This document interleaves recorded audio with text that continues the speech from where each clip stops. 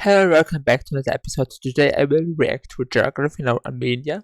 I am on nobody's side in the conflict with Azerbaijan, so don't think that I take sides here. I am not taking sides. The moment I take on my necklace.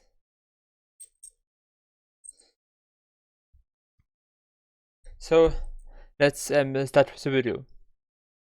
Oh my gosh, did you hear about Armenia and Greece? Okay, it's not like official and you didn't hear from me, but I think they're like dating now. Oh my god, they're like so perfect for each other. They're so cute. I hope they have babies. Yeah, 12-year-old girls watch this show too. I gotta appeal to that demographic. A nice array of I put also the quality up, no? HD Qualität in German. It's time to learn geography. No! Welcome to Armenia. Today's episode, I'm your host, Paul Barbato. Let's dissect the flag.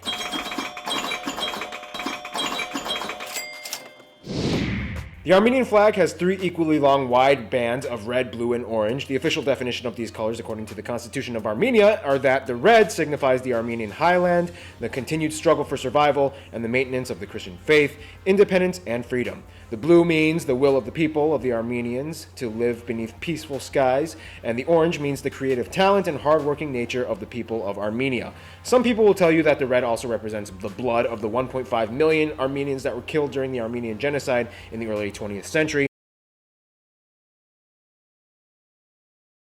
And the orange is also the color of apricots, the national fruit. All right, now let's talk about the borders.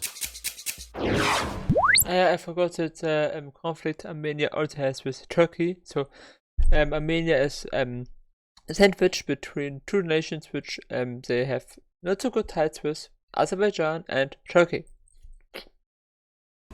Armenia is a landlocked nation located in the Caucasus region of Eurasia. By the way, it's pronounced Caucasus, not caucus. A caucus is when a ton of politicians make an excuse to get drunk. Bordered by 4 other countries, only 2 of which have open borders. We'll explain more about that in a bit. With the capital of Yerevan in the south-central region close to Mount Ararat in Turkey, which is the area that is disputably claimed to be the historical site that Noah's Ark landed on. The interesting thing is that Armenia actually has one enclave and one disputed nation locked within Azerbaijan. Artsakhan, although considered an Armenian enclave, was actually taken over and controlled by Azerbaijan since 1992 as they expelled the Armenian.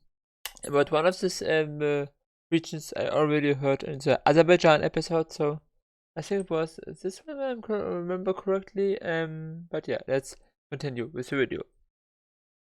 Living there. And on that note, Azerbaijan actually has 4 enclaves inside of Armenia: Okari Espikara, Yaradulu, Barkhudarli, and Karki. Now let's get back to the Nagorno-Karabakh Republic. This entire region is the center of so much controversy between Armenia and Azerbaijan. The population of this area is almost completely Armenian, and they have expressed their desire to either secede and become a part of Armenia or gain complete recognized statehood, even though Azerbaijan claims that they are still in their land. In the early 90s, Azerbaijan relinquished official governmental control over this region. However, it is still a huge breeding ground for fighting and conflict. To this day, Nagorno-Karabakh is kind of an independent nation that runs without Azeri legislation.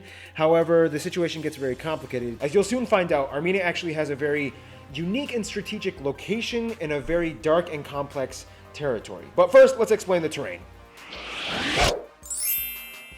Armenia's landscapes are actually pretty distinct and quite lovely. The land is almost completely mountainous with fast-flowing rivers and green forests. It looks very nice. I would visit this country and maybe even live there for the climate. It looks similar to what I'm used to here in Germany. A lot of the farms being mountain terrace farms on the hillsides. Armenia enjoys nice warm summers and long autumns and cold snowy winters. Environmentally and agriculture-wise, Armenia has been taking their land very seriously. Laws have just been passed that heavily tax people and companies for any kind of air, land, or water pollution. All tax revenue goes towards reinvesting in environmental protection activities. With fertile volcanic soil, the land allows them to grow all sorts of fruits, vegetables, and grains, and a huge percentage, about 72% of the land, is used for agriculture, which employs about 46% of the workforce. Armenia went through a huge shift in their agriculture after disbanding from the former Soviet Union and becoming independent in 1991. Long story short, land privatization was established and people could freely grow and administer their own crops without fear of the state control and demand. There's actually a little bit of controversy though, because although Armenia has a huge potential for renewable energy sources like hydroelectric power and water power, They actually are more dependent on nuclear power with plants that were built during the Soviet rule. Problem is that these plants are built in earthquake-prone zones, which put them in a precarious position, but even with all this acknowledged, the government seems to favor investing in these sources of power more than alternative brands. Finally, if you ask any Armenian, they'll tell you that Mount Ararat, although kind of technically in Turkey right now, totally belongs to Armenia, and historically it kind of did belong to the Armenian Empire at one point. Mount Ararat actually plays a huge role in Armenian symbolism and nationalistic pride. To this day, Armenians can see the majestic mountain off in the distance from their borders. Speaking of nationalism, let's talk about the demographics. It is a very small country. I guess you already said this. Just 1.5 million or so inhabitants, currently. Armenia has about 3.3 million people. 3.3. Okay. And is very racially homogenous. About 97% of the population is Armenian, with very few minorities like Greeks, Russians, Georgians, and the intriguingly enigmatic Yazidi people. The interesting thing, though, is that more Armenian people, over twice as much as the entire population of Armenia, lives outside of Armenia. It's estimated about 8 million Armenians live in diaspora around the world, and the reason for this was primarily because of the Armenian genocide. Long story short, during the time of World War I, the Ottomans tried to ethnically cleanse the region during their last stretches of their falling empire and ended up killing over 1.5 million Armenians. This caused an influx of Armenians to leave Armenia out of fear, and to this day there are numerous Armenian communities spread throughout the world, most heavily in places like Russia, Iran, France, and the US, with the largest Armenian community in the US being right here in my hometown, Los Angeles. One of the most distinguishable aspects about Armenia, though, would have to be the language and the alphabet. Along with Georgia and Greece, Armenia is one of the only 3 European languages that uses an alphabet that is not derived from a Latin or Cyrillic-based writing system. The Armenian alphabet, or the I have to take a closer look on this alphabet. I like different languages.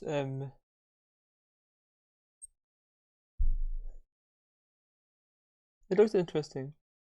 Difficult to learn, of course, at least for me, but it looks interesting. Ruben has 38 letters, technically 39 or 40 if you include those extra letters that were added during the 1920s. They even made a monument to the alphabet in 2005 in Burakan. There are also 2 distinct dialects, Eastern and Western Armenian, Western being spoken mostly by the Armenians in diaspora around the world. Sometimes it can also be hard for Western Armenian dialect speakers to understand Eastern dialect speakers without consistent practice or hearing it. Armenia also has a long history of Christianity, as historical accounts claim that 2 of Jesus' disciples, Thaddeus and Bartholomew, preached to the Armenians in the 1st century AD, and eventually Armenia became the first Christian state in the world at around 300 AD, just at the end of the persecution period during the Roman Empire. Finally, Armenians have a huge love of wrestling and chess. In fact, when Armenia was under Soviet rule, the Soviets would specifically want to choose Armenian wrestlers because they always came back at a rate of 90% of the time with medals. Also, with some of the most worldwide renowned chess players, such as the famous Tigran Petrosyan, and numerous world championship winners, Armenia is considered one of the strongest chess nations to this day. They love... I think also Russia is a very chess-loving country. I also personally play some chess. I'm not so good in it. I would say I'm okay. I know, of course, how the figures can move and so, but I also won a few parties, but I'm not great. I'm just okay. I can play.